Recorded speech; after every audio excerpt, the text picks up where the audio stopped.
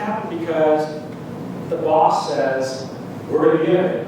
I was with a woman today who came up to me who's a mid-level manager at Comcast, and she says, it's so important for me to get some entrepreneurial energy and innovation in Comcast, and this is so interesting. And how should I do it? You know, it's Comcast, and she went on to, make a disclaimer about how Comcast is an organization behaves. And, it's sort of tongue-in-cheek. And I said to her, she basically asked the question, how do I get senior management, 3 or 4 levels above me, to do something about this? I said, you don't. They're not going to do anything about it. That's not the way to do it. The way to do it is to figure out how to attach yourself to the startup community. Figure out how to bring into your team, bottom up, some entrepreneurial activity. Figure out how to take some risks in the context of the work you're doing to bring that into your organization. And let it spread out. And she told me right? And as we're talking, she says, I get it. It definitely was risky to me in the context of my work, but I'm totally game to take that risk because the worst thing that can happen is I get fired. And that would be so bad relative to not being happy about being stuck in this place in Ireland. So it's individuals in the organization, bottom up, that are taking action, that are leading, that are creating that new energy. Now, this doesn't mean that top-down doesn't work either. It certainly helps top-down. But one in the absence of the other doesn't get you that much. So over time, you need both happening. But they're not going to happen because there's this big organized plan. It's going to happen because of this messy, chaotic thing. And it doesn't matter whether you're a 50-person organization or a 50,000-person organization. The network is becoming more important than the hierarchy. And so your ability to converse and network to other people who are like-minded within the organization and to attach to people outside your organization but who your organization works with. Right? Condit's a good example, right? I know some of you here are partners of Condit, right? You don't exist in a vacuum. You exist because you have partnerships with other organizations who you work on projects with together, you have linkages between those people. There's a lot of power around that. The second is you have to have a long-term view. This woman said to me, I heard the thing about a long-term view. What do you think a long-term is in the context of company like Comcast? So what's Comcast planning cycle? Well, we have an annual planning cycle, an annual review. I said, if you took risks, when are they going to call you out on your risks? Like, how long is it going to take before somebody says, we don't want you doing that anymore? And she said, well, at least a year. And I said, oh, God, at least a year then, to go do some stuff. But if you're successful at that, and you figure out how to communicate that success, after a year, you're not going to have brought a new transformed Comcast with a new innovation culture. That might take 20 years or 30 years or 50 years, right? Certainly out of view. And the idea of participating with a long-term view becomes what's key. Same with any project anyone's on. How many people here have been working on something professionally or personally that you would consider a passion project where, it's a decade now, and the amount of experience and skills that you built by working on it for a decade, and the expertise and mastery you have are so significant. Musical instrument, art, sport, right? It takes a long time. And so use that time as a positive versus a negative. People are impatient, don't make progress. Don't be slow, but be realistic about the third is being inclusive. Same idea. Being inclusive in one way around the organization is very interesting. I think this building is fascinating, right? It's a really creative space that allows people to engage with each other in lots of different ways in lots of different places.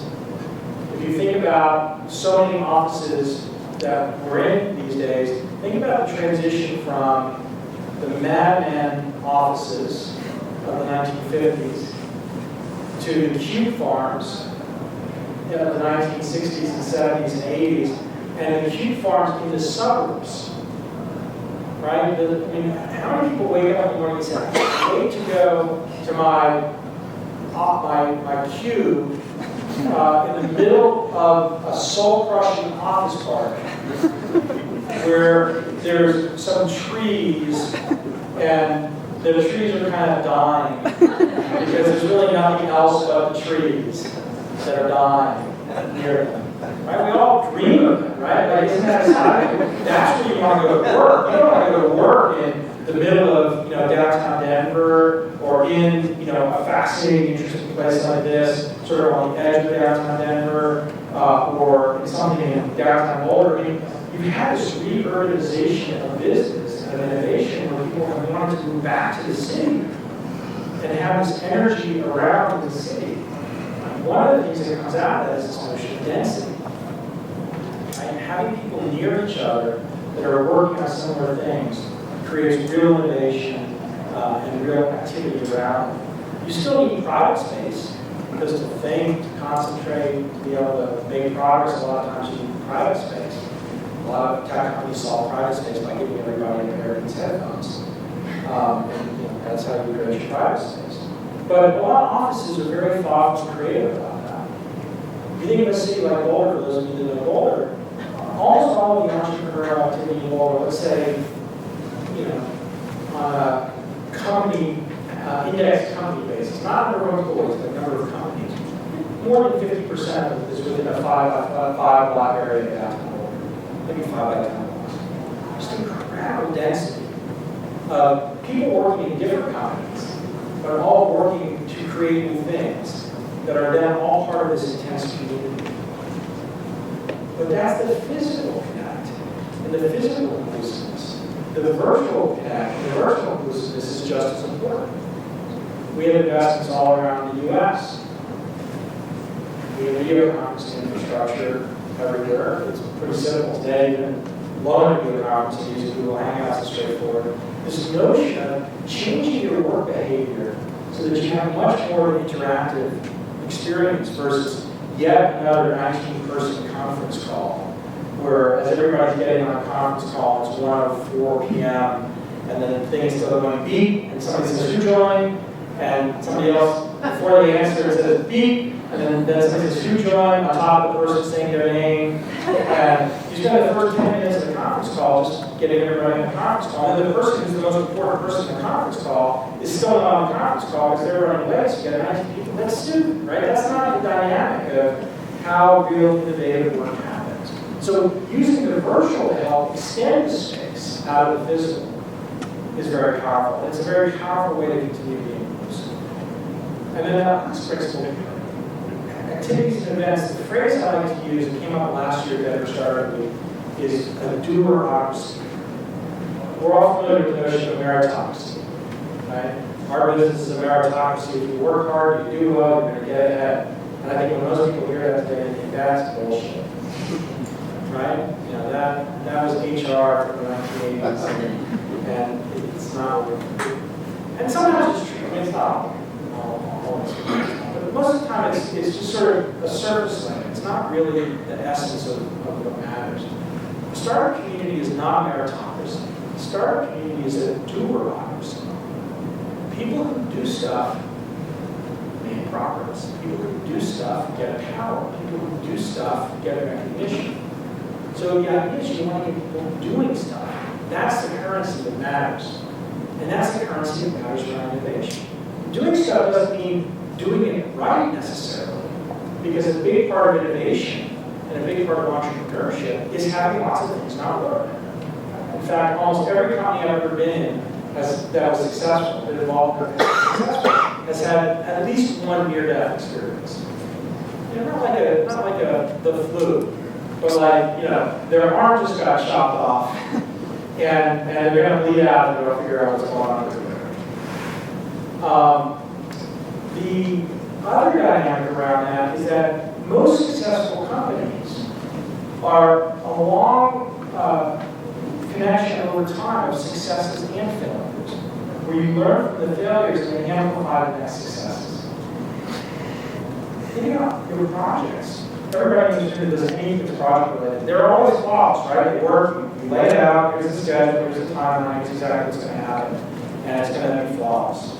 Microphone batteries, they're totally fine, it's not our time of problem. Right? 100% of the time, if you're really trying to do something new and innovative, you're going to have things that don't quite work. And that's okay. That's part of the essence of it. The notion is you figure it out and you keep moving forward and you learn on the next dynamic. And so that linkage is so powerful across startup communities, but across innovation. The last slide I'll leave you with, we'll do some Q&A if you have any questions about it. The entrepreneurship, the innovation could be what you can do, what I use, it doesn't matter. I don't know the answer to that question. The interesting dynamic today in our society, certainly in the US, I think in many parts of the world, not everywhere, but in many parts of the world, is that we're changing from this world where you have to ask for permission. You have to get approval. You have to work your way up to get to a position where you can try to do something risky. To a situation where that's actually kind of an accepted norm. It's a desirable trait. Now, there's lots of organizations that don't know how to express that as a desirable trait. So it's not universal, it's not the default. But it's also not something to be avoided. And I think generationally, especially when you think about people who today are in their 20s and are entering the workforce and are starting to do their first things in the world, there's very little patience for that dynamic. And if you think about kids who are 5 today, they will have never known a day on this planet without being able to access with people from wherever they are.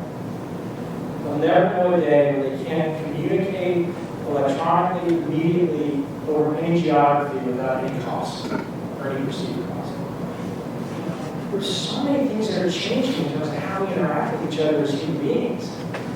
And I would encourage everybody to play into that and to recognize that it's not only the shift to some virtual reality that we can create science fiction movies about, but that the physical spaces we create, the environments we create for ourselves, for our families, for our kids, for people that we work with, for our cities, and how they're configured, matter even more than ever.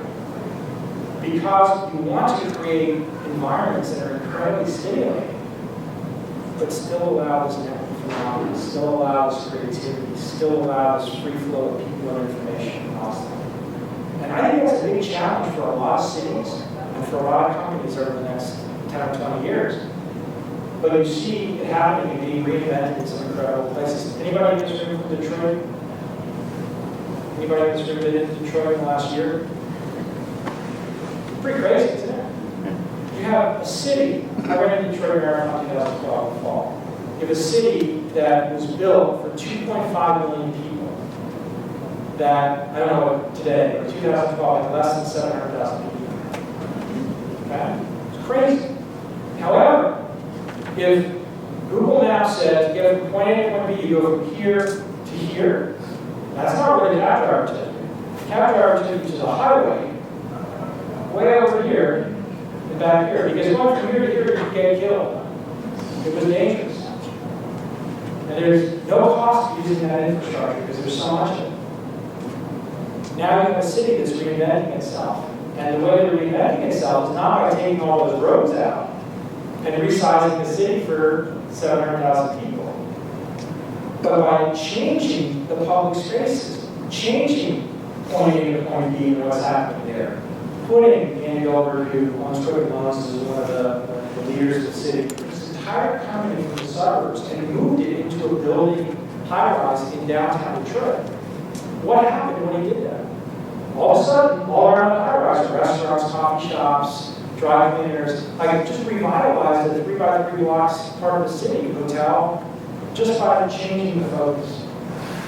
And I think we're going to see a lot more of that in lots of other places, because this notion of the hierarchy being the thing that we operate under and the way that things are controlled, again, still there, still important, but less important. So, hope that was interesting. Any questions people want to talk about or press on or go over? First of all, very interesting.